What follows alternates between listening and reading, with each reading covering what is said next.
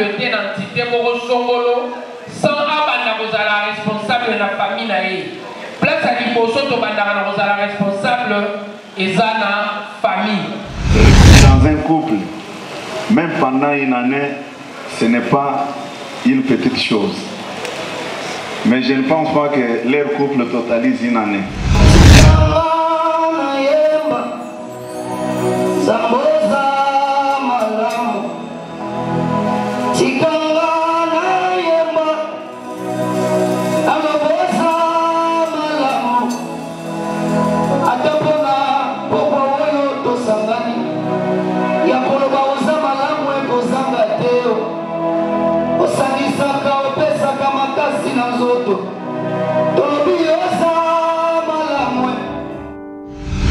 Il est facile de demander à Dieu de choses, mais cependant, ça devient un exercice compliqué de lui dire merci une fois nous avons les choses que nous lui avions demandées.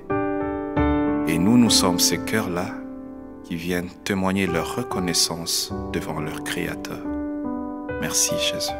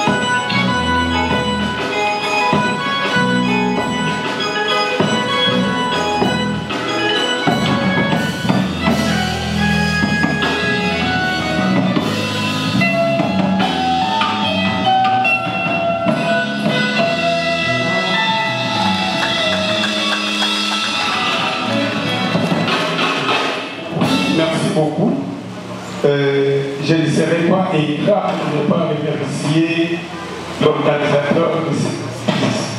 Vraiment pour moi c'est très important. Très important. Que le Seigneur bénisse notre frère, l'auteur de ces assises. Moi personnellement je le nomme le révérend Massé Bovan ou Florent. Je suis représentant légal d'une grande communauté dont l'église mère se trouve juste au milieu, du côté de la maison communale de Kissessou. Je sais qu'il y a des enfants qui sont apportés au milieu du monde. Et il y a des extensions qui se trouvent dans le Bas-Congo, au Congo central. Prions le Seigneur. Je sais que d'habitude nous avons toujours dit que le mariage est heureux. Mais dans ma particularité, j'ai dit que le mariage n'est pas heureux. Mais ce sont les deux conjoints qui rendent le mariage heureux.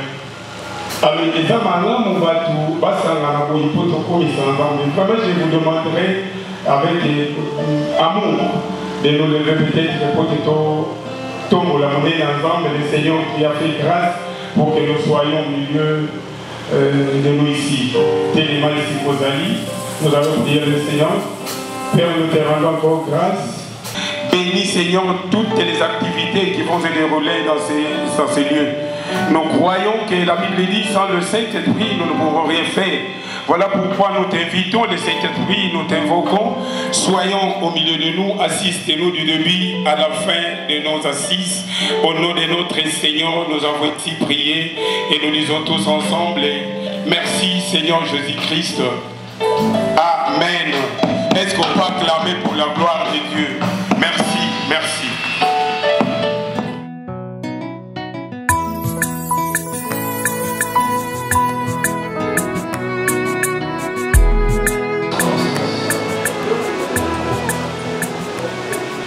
Le prime abord, je tiens au nom de moi pour la réflexion, vous remercier et lui l'Éternel pour régler bien l'union d'un homme et d'une femme.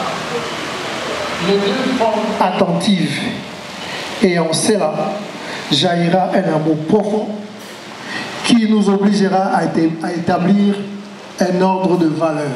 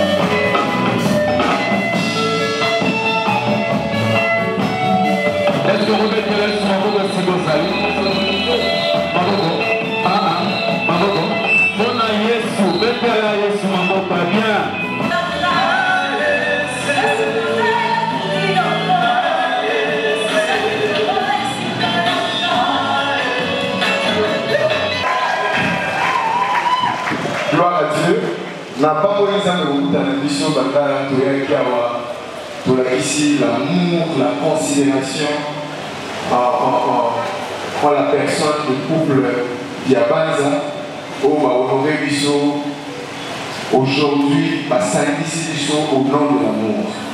Je pense que s'il y a des raisons valables il faut avoir raison en relative avec l'amour. Parce que tout ce que nous pouvons faire dans la vie, si l'amour n'est pas au centre, nous le faisons pour nous-mêmes. Mais celui qui commence à l'amour est au centre, nous le faisons pour Dieu. Quoi que nous orienter le monde à diverses manières, nous le faisons pour Dieu. Je vous demanderai déjà merci, beaucoup de merci, d'avoir usé de beaucoup de patience. Et bisous à tous avant, merci, mais permettre que les moyens ainsi va bénéficier dans tout ce qui va se faire. On a eu des caprices techniques, mais merci beaucoup de votre patience. Je voudrais partager pendant juste 15 minutes une pensée que Dieu a mis dans mon cœur par rapport à la rencontre de Bichon. Mais avant qu'elle a partagé pensée, je voudrais dire également un très grand merci au couple Diabanza. Je vais d'abord dire que les enfants pas pour la bas. Non, mais quand on va pour le couple Diabanza, ce sont des telles personnes que nous devons soutenir parce qu'ils sont en train de faire un travail que nous devrions faire, que nous sommes déjà en train de faire, mais ils sont venus nous aider en faisant sortir ces cadres où ils ont vraiment une branche à l'église. S'il faut le dire, on a considéré l'extension de l'église. Alors moi je suis pasteur au banc d'Itabita, je dirige l'église Maison de Grâce qui se situe à Matiti au quartier Kwenge, numéro 41A. Celui qui limite dans cette nation, celui qui limite dans l'église forte et assise. Je pense que Papa a la musique du juste pour dire que ce qui est au Banga pour travailler ici sous famille. Alors, tel que Zali, il y a pas si Bali, on va faire développer. Il faut nous préparer pour nous fournir rien à Congo. Et il faut fournir Congo un homme ou une femme à travailler dans le sens où à l'extérieur, il y a famille. Impossible. Grâce à Bana Passi, je voudrais arriver sur le ciel. Peu importe ce qui va arriver dans votre couple, dans votre famille, aucune difficulté ne peut être sujet de divorce. La première des vérités. La deuxième des vérités qu'on doit se mettre en tête. Mais je veux vous dire que nous sommes la nation la plus bénie sur terre.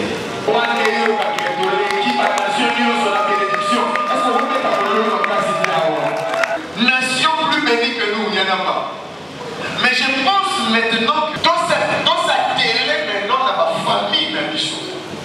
Donc travailler face à cette bénédiction que Dieu a mis sur les plans spirituels, sur les plans intellectuels. Sous mon toit, je veux avoir des Congolais plus que des Américains. Des Congolais avec une mentalité de vaillants, mentalité de guerriers. Des Congolais comme Lumumba. Je veux multiplier ce genre de Congolais dans ma maison. Tu élèves la main, tu dis Seigneur, Pambola Bam. Ndeba bimisi mbongo, ndeba sangisi biswa. Lelo ba ozwelo roté en retour. Mais lobi bazwelo ko pona musalo bazosala. Il travaille pour les familles. Lobi wekoya kuna bazwa eloko pona musalo bazosala. Tombo loboka mobile ozo pambola bango. Lipambo ni okoma loba na komona Yesu loba. Loba nzambe mona bango. Seigneur, bénis-le parce qu'au travers de nous voudrions voir des familles heureuses, des familles élevées, des familles qui savent éduquer les enfants en l'ampleur de la bénédiction. Bénis papa, bénis maman. Je prie que tu les fasses du bien, que tu te souviennes d'eux. Merci pour le début, merci pour la continuation. Nous soumettons entre tes mains tout ce qui va se passer du début jusqu'à la fin. Que tu sois alpha et oméga. Et que cette assise puisse nous aider à aller de l'avant. Dans le nom de Jésus-Christ que nous avons ici prié, nous tous. Amen. Que Dieu vous bénisse abondamment.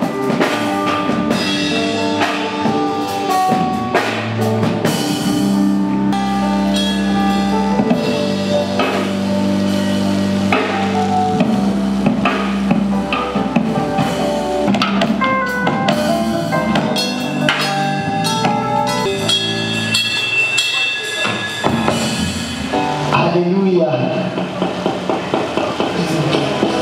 Nous allons po asangisi biso awa namoni bacouple namoni bapapa namoni bamama eza mpo nzambe alingaki tozala mpe tobika lisusu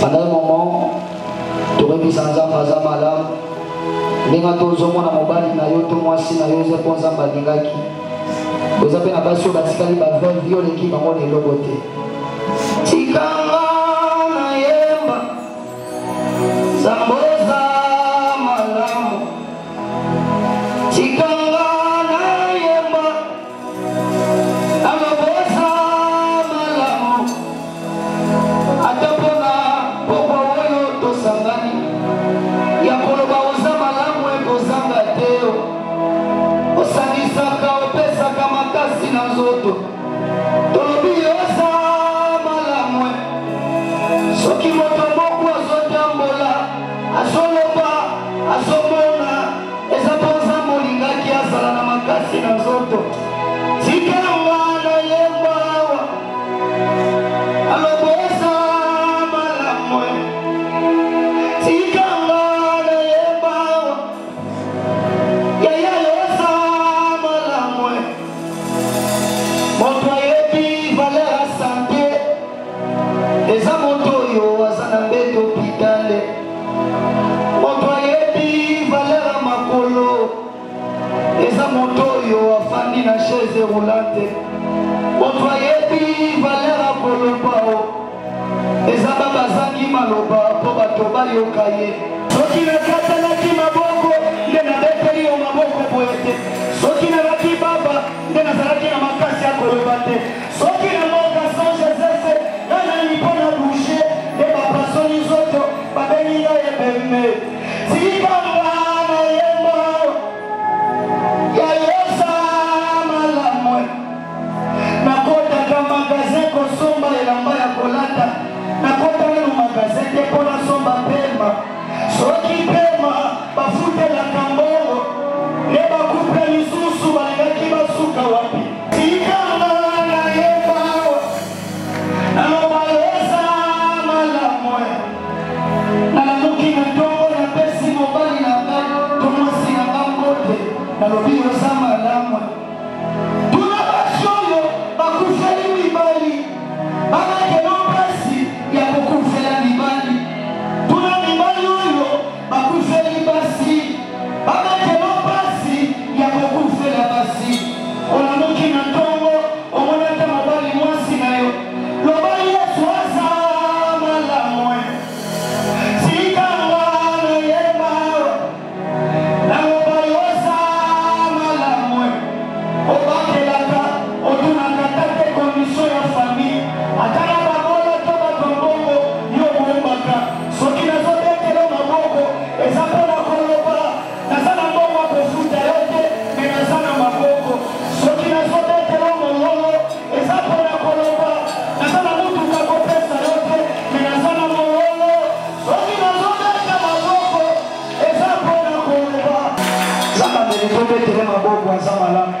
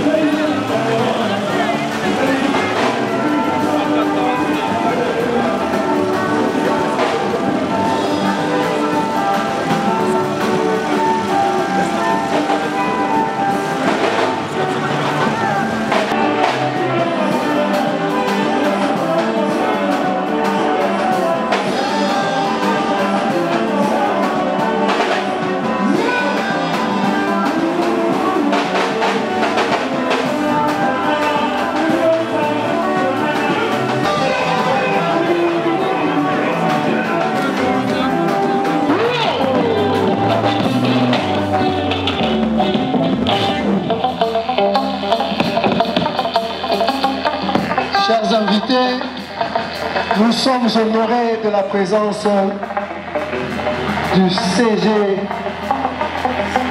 de l'UDPS, M. Augustin Kaboula, accompagné du ministre de la Jeunesse, Yves Bokoulou. Voilà que les couples, les 150 couples que nous célébrons aujourd'hui, sont honorés de leur présence. Merci beaucoup CG, merci beaucoup M. le ministre.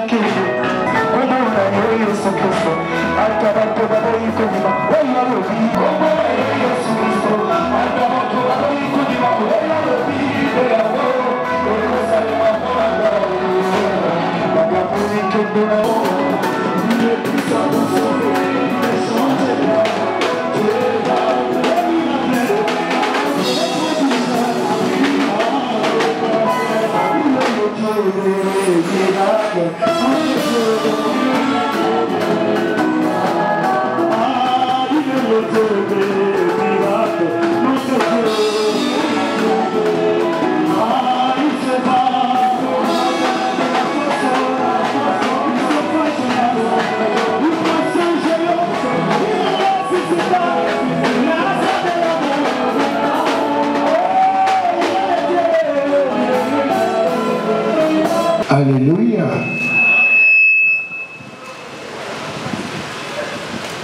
Aujourd'hui et ce soir, comme l'a dit mon précédent, le lope na poko lelo lokola yoti koloma mobateli pati l'amour bolingo de Dieu ya Nzambe dans nos vies. na bomoi na biso. Lorsque tu tombes dans l'eau, Soki okwei na mai, tu ne peux pas sortir les habits sans se mouiller. J'ai rencontré Seigneur Jésus dans ma vie depuis 1954. nakutani na nkolo Yesu na bomoi nanga. Et nous travaillons ici à Matete Bongo mosala tozali kosala awa na Matete depuis 1985. uta 1985 Depuis 1974.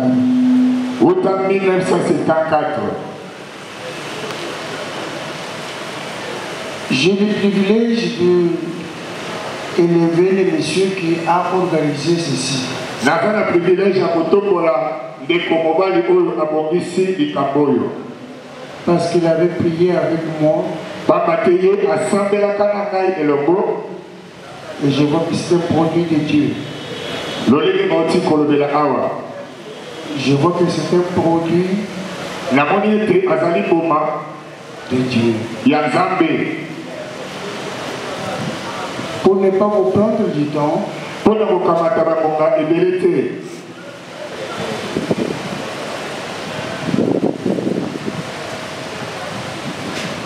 je voudrais que chacun de nous puisse réfléchir. nalingaki ete moko na moko na biso ameka kobanza moke Selon les orateurs précédents, kolanda oyo bauti koleka liboso. ils ont parlé que notre pays balobeli mpo na ekolo na biso est très riche. eza na bozwi makasi. Ils ont parlé des Américains. balobeli mpo na baaméricain. Ils ont parlé de nous. balobi mpo na biso. Dans 3-4 ans, nous serons passés dans le sol aujourd'hui. Donc comme d'habitude, les modérateurs ont toujours l'habitude d'improviser les choses. Et je ne vais pas refuser de prendre la parole.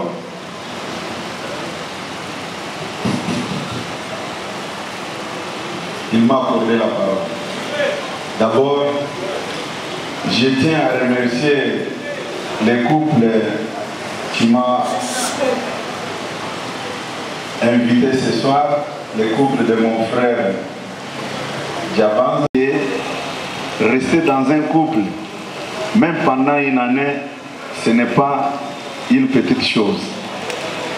Mais je ne pense pas que leur couple totalise une année. Ils ont déjà des enfants. Seulement à cause de ça, nous pouvons que les féliciter et applaudir très fort pour le couple Diabanda qui nous a accordé cette occasion.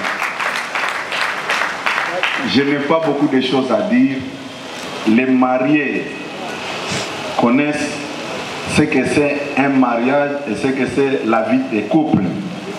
Du reste, nous vous souhaitons une bonne soirée. Merci.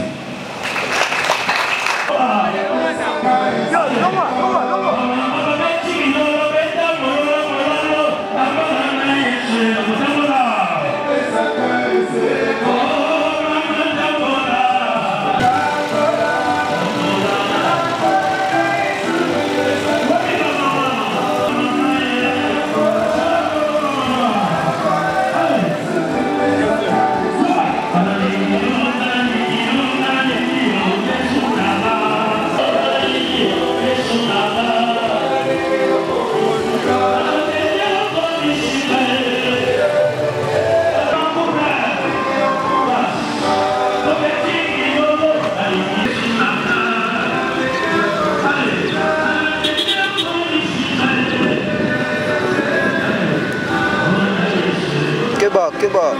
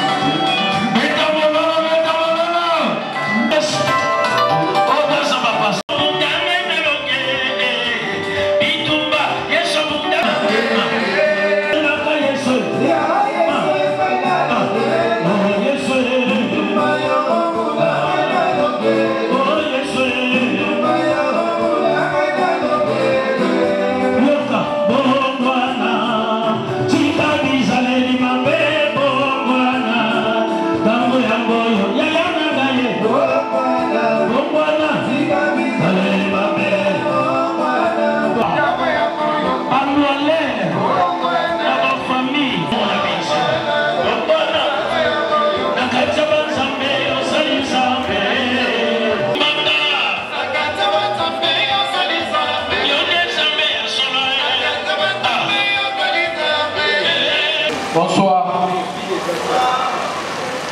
C'est important, toujours Maloba, tous ces merci. Na batunyo so oyo ba réussir présence na bango na quatre activités oyo. Je crois c'est une première. Et ça la première édition. Biso nous a l'ultime conviction que l'institution familiale a la possibilité à Congo la Congo. Ce qui famille et fuluki Congo pe et fuluka. Yango toujours inspiration. Yango kosangana. Même ceux qui ont après 2 ans, après une année, mais institution famille et comme ça est logo toujours sangana boyepe institution que batu bakutanaka bazo solola autour de la valeur familiale. Pour les logisons toujours les landais tozawa toutingaba Mombele Matete touti Bisenso batu alemba Donc nous avons l'habitude de vivre et l'euro chaque jour. Et comme il est trié, il a des fois Kuluna. Mais les gens croient que Poto il faut nécessairement tourner d'une manière frontale. Ceux qui ma famille est équilibrée, ma famille est prospère, ma mariage est équilibré, au niveau de la couple, soyez-en certains, et ça va être difficile pour la biso, tout le monde a colonneur et belé. Mais famille, il faut que l'État à comprendre que c'est la première institution où on place l'État faut chamaeli. Et ce qui l'État chamaeli la famille, bisopé, le rôle est responsable. Pour vous que la responsabilité d'une entité pour Songolo, sans abandonner vous la responsable de la famille. Place à l'imposo de la responsable et la famille. Yango, biso, tozuma makanisi, yango linga kusangana, autour de la famille, pour partager les solos autour de la valeur familiale. Et au la première édition, c'est sûr que dans les jours à venir, tu rebondissons sous ma cassi et pour permettre que et logo et comme le logo tant sous bazo ou ta goma, bazo ou ta Congo central, pour même paix, bande konabiso esto bazo kufa, bato que nous de la bango et ça va membre de la famille. Donc famille faut être au centre de nos occupations pour Congo et Fuluka. Donc, on a sous besoin pour activité Oyo et continuer. Activité au pays de l'autre, même dans le mois de mars, c'est sûr, le bélo va continuer ici car tu Rolanda Bango. Tu Rolanda Bango, tu as Bandaku, pour te ligner l'Oyo et comme à institution. Pour la première édition, après cette édition, il y en aura encore. Pour donner ça la peine effort, comme on a vu ce Fuluka par la famille. Ouais, si peut-être vous sous dit sa stade de martyr, n'a pas couple. Nous avons compris quelque part, pour que le Congo puisse aller de l'avant, il doit y avoir nécessairement des instruments qui peuvent nous permettre d'aller de l'avant. Et la famille étant réellement la cellule de base de la communauté, à tant que moment, si la famille congolaise devient prospère, le Congo va prospérer. Et pour que la famille soit prospère, il faut réellement commencer par la famille. Le soubassement en premier lieu, c'est l'amour du couple. De cet amour découle le mariage équilibré, parce que dans le mariage, il y a implication de l'État, il y a une dimension légale. Et de ce mariage qui devient équilibré, la famille va prospérer. Et quand la famille prospère, l'État s'implique réellement dans le développement de la famille, dans le bien-être de la famille. Soyez-en certains, le Congo sera le pays qui sera beau de vivre. Parce qu'en tant qu'État, plus beau que nous, en termes de potentialité, sur cette terre des hommes, ça n'existe pas. Le couple doit comprendre en premier lieu qu'ils ont réellement besoin de l'amour. L'amour, c'est comme si c'était de l'eau que l'on jette sur de fleurs. Donc le couple en a besoin. Et de cet amour, réellement, il y a beaucoup de choses qui vont en découler. Et ce qui vont en découler permettra réellement au couple de vivre son bonheur. Et de ce bonheur, le Congo sera dans le bonheur. Je leur dirais, ça c'est une première édition. Et cette première édition, nous comptons réellement mobiliser encore beaucoup plus de Congolais, leur faire savoir aussi qu'il est important pour nous de vivre réellement ce mariage hétérogène et de ce mariage qui permet réellement de donner des hommes à la société, que de jeunes couples puissent se joindre à nous pour que dans la deuxième édition, nous puissions être nombreux. Ouais, la réussite elle est totale en termes de messages.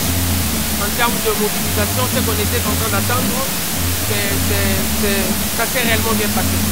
Pour l'avenir, il y aura une autre édition et après cette édition, il y en aura encore parce que nous voulons assez que la famille, cette célébration puisse devenir pour nous une institution.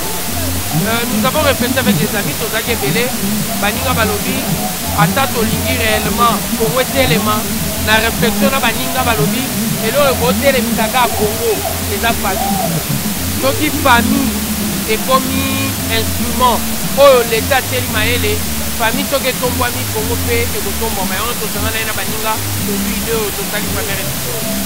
Famille à retenir que pour famille à la prospère, il il faut bolingo na couple, mariage équilibré. Pour mariage équilibré, il y a une implication à l'État.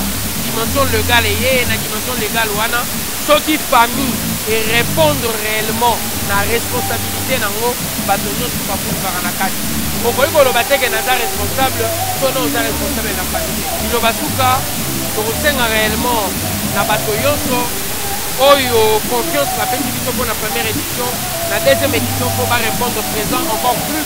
Pour la première édition tosalaki nombre bakouple tokobengisa, mais la deuxième édition tokomultiplier yango peut-être fois 4 pour lisusu to célébrer eloko.